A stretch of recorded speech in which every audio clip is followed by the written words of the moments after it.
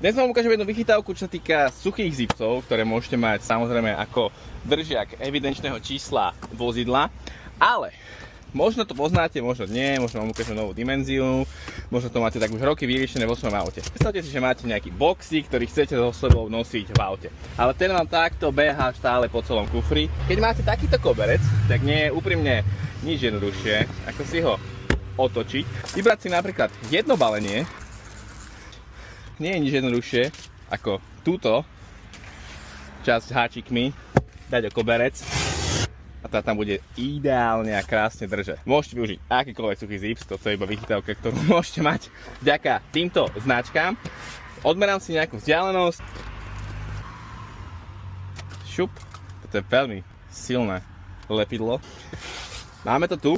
No a teraz, pozrite sa.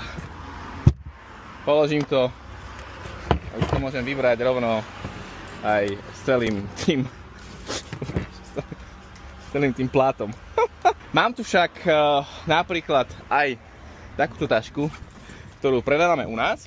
Tá má suchý zips na tejto strane, čiže vie sa napríklad prichytiť o bok tapacíru, ale nemá na spodnej. Ja môžem použiť túto druhú časť.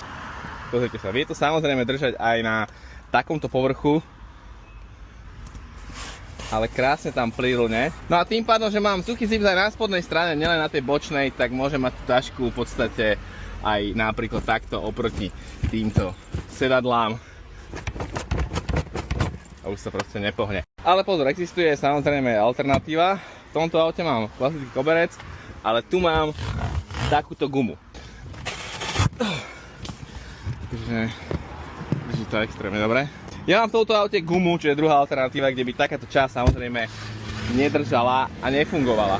Keďže tu máme aj druhú časť suchého zipsu, tú chlpatu, tak viete si to vylepšiť tak, že napríklad povedzme si, že by som chcel mať ten boxík tuto vzadu. Ja si to pekne očistím, spojím, iba odtrihnem na konci.